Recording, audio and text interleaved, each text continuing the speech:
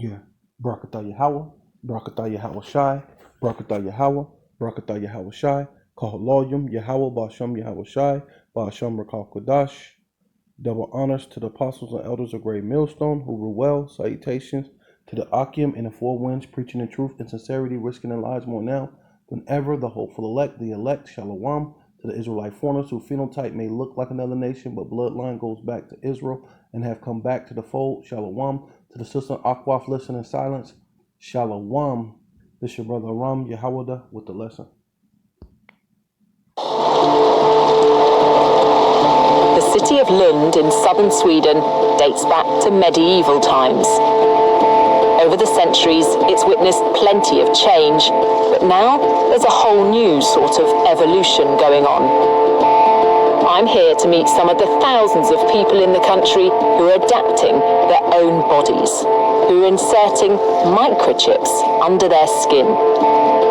It means they may never have to carry a house key, train ticket, or bank card ever again.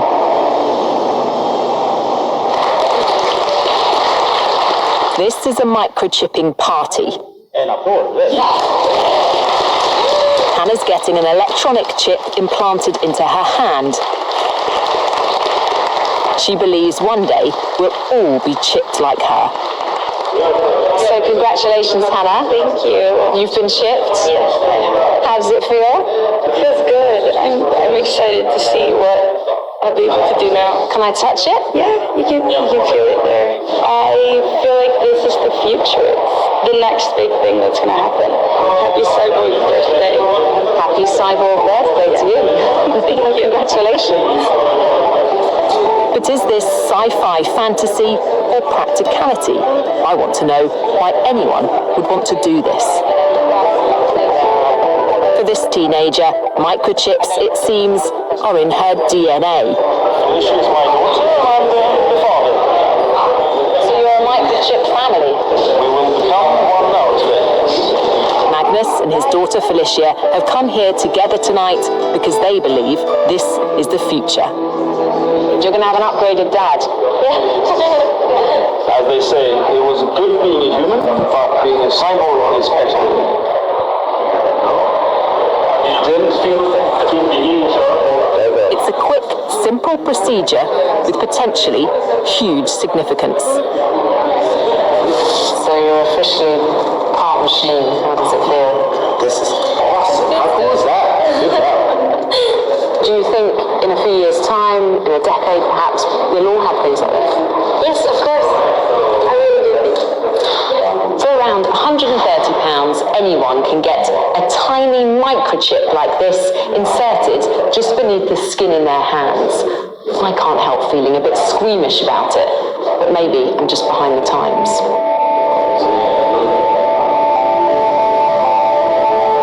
It's the morning after, and I'm about to catch up with Felicia and her dad Magnus as they get to grips with their new existence.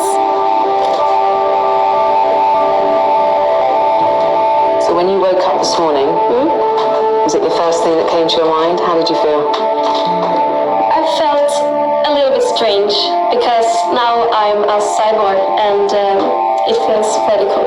The chips in their hands use near-field communication, the same technology that allows you to pay with a contactless credit card. They can be read by a device like a smartphone. So here I've stored my business card on my phone with my details, phone number, email address, other stuff, blood group even. So what's the benefit of that? When I get customers or suppliers at work, they ask for my business card, and I say, scan me. Aren't there risks involved in that as well? Couldn't somebody pass you by and take all that Scan me. information? Yes, it is in theory possible, but you have to be really, really close. But the main thing I think is that I choose myself what I want to store on this chip. The people I've met so far don't seem to have any concerns about blurring the lines between man and machine. Hannes has made it his mission to convince more of us to get microchipped. He's what's known as a biohacker, someone who wants to improve their body with technology. What's wrong with just having contactless payment cards? We've all got phones, we've all got a set of keys. What's the point? The point is to reduce the hassle of exactly these things. Isn't that just the ultimate laziness? No, it's convenience. Convenience is a pretty powerful force. I mean, in the morning, every morning, when you stand there, going out your front door, you check your purse or your pockets. Okay, do I have my wallet, my charger, my keys, my phone, all my stuff? What if you could reduce that by half? It would declutter your life. Oh, yeah? Hannes has helped develop several microchips. He wants us all to hack our biology. Microchipping is, he says, just the start. I want us humans to open up and improve our sensory universe, our cognitive functions, and improve all different dimensions of being human. And there is so much we can do. You want to make us bionic? Indeed. I want to merge humans with technology, and I think it will be awesome.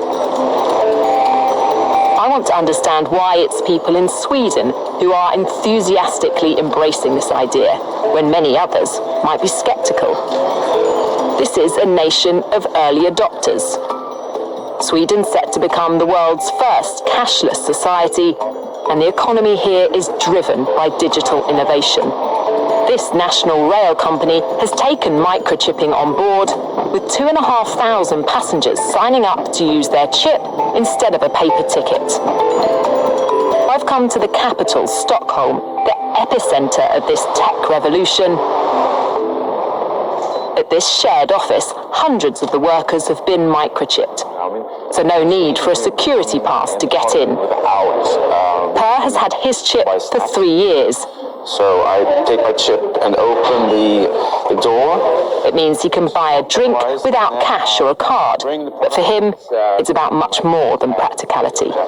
Do you enjoy being one of the first, being a pioneer of this technology? Absolutely. A whole bunch of questions come up, like, is this ethical?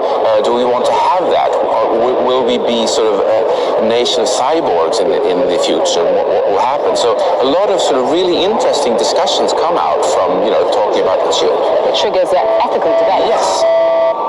For critics, the biggest future concern is over data protection. As the amount and type of information we store on microchips becomes more advanced, so do the security risks. Ben Liverton, a British scientist working in Sweden, wants to know who will have access to the data stored inside and what they could do with it. So I have the information in my chip now. That's basically just me. If I don't use it for anything, then no one can really get any data on me.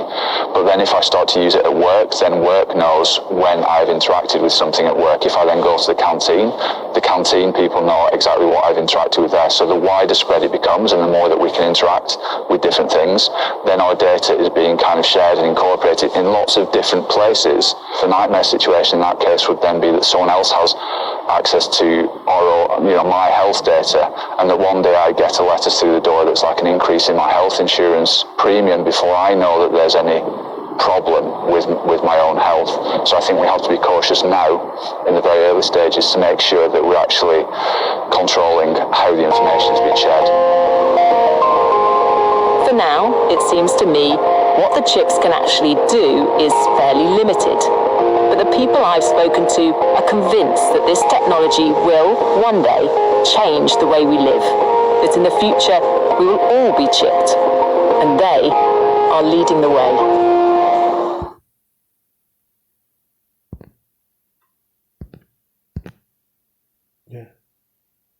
Yeah. Barakatah Yahweh, Barakatah Yahweh Shai, Kaloyim Yahweh Bashem Yahweh Shai, Bashem Rakal Kodash. Double honors to the apostles and elders of Great Millstone, who were well. Salutations to the Akim and the Four Winds, preaching the truth and sincerity, risking their lives more now than ever. The hopeful elect, the elect, Shalom, to the Israelite foreigners who phenotype may look like another nation, but bloodline goes back to Israel and have come back to the fold. To the sister Akwaf, listening in silence, Shalom, and hey, death to America.